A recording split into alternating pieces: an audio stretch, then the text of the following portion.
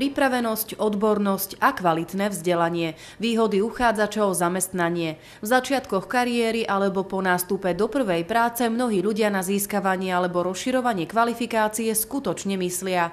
Neskôr však nastupuje zaneprázdnenosť, starostlivosť o rodinu, domácnosť a potrebu ďalšieho vzdelávania alebo nasmerovania kariéry riešia až po rokoch pri vyplňaní tlačiu na úrade práce. Je všeobecne známe, že na Slovensku sa venuje celoživotnému vzdelávaniu len okolo 3% ľudí a všeobecne v Európskej únie je priemer okolo 7% ľudí.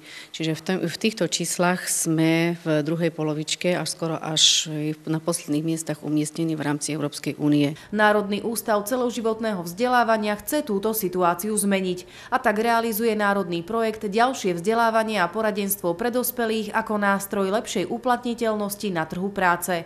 V rámci neho bolo na Slovensku vytvorených 25 poradenských centier pre dospelých. Od mája minulého roka poskytuje svoje služby aj pracovisko Košice. Hlavnou náplňou nášho poradenského centra v Košiciach, ktoré je otvorené v každý pracovný deň od 9. do 17. hodiny, je ponúkať kariérne poradenstvo pre zamestnaných ľudí.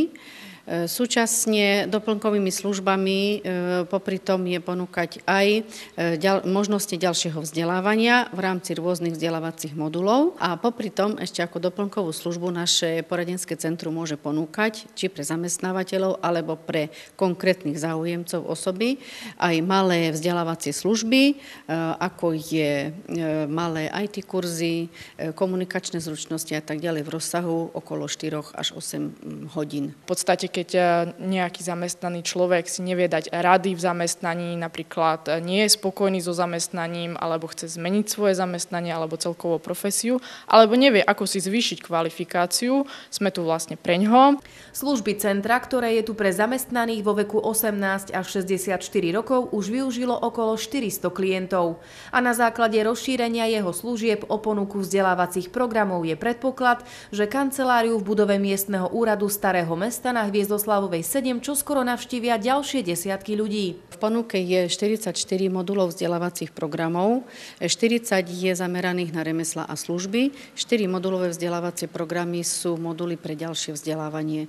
V rámci remesiel a služieb majú široké zameranie v rôznych odvetviach priemyslu, ako je poľnohospodárstvo, elektrotechnika, automobilový priemysel, hutníctvo, drevospracujúci priemysel a podobne. Vzdelávacie kurzy a moduly sú určené pre zamestnancov s trvalým pracovným pomerom, pre samostatne zárobkovo činné osoby, zdravotne ťažko postihnutých ľudí s pracovnou zmluvou alebo pre mamičky na materskej dovolenke. Absolvovať ich môžete, aj keď nemáte peniaze nazvyš. V podstate tieto vzdelávacie kurzy sú bezplatné, respektíve sú plne financované Európskym sociálnym fondom.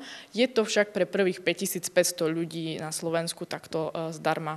Pomer vyučovanej teórie a praktickej zložky závisí od výberu kurzu alebo jeho časti, teda modulu. Dostať sa naň nie je vôbec zložité. Ak spadáte pod cieľovú skupinu, stačí navštíviť kanceláriu poradenského centra a s tútorkami vyplniť predbežnú prihlášku. O ktoré kurzy je v Košiciach najväčší záujem? Veľa sa nám hlási na kozmetičky, cukrárky, pekárky, po prípade kuchár, čašník, ale taktiež v poslednej dobe sú veľmi aj populárne poľnohospodárske profesie a to asi z dôvodu toho, že teraz na východnom Slovensku sa nejak rozmáhajú tie také malé farmičky.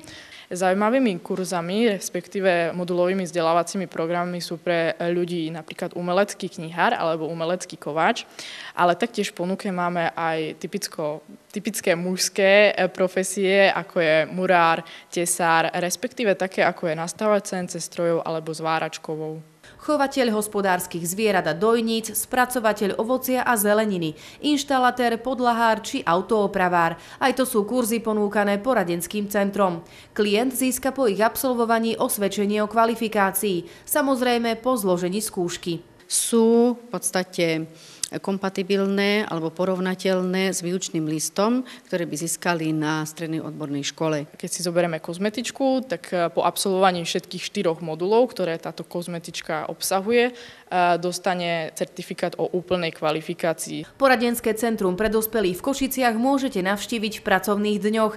Nájdete ho na 2. poschodí v už spomínanej budove miestneho úradu mestskej časti Košice Staré Mesto na Hviezdoslavovej ulici. K dispozícii bude až do skončenia projektu, teda do septembra 2015.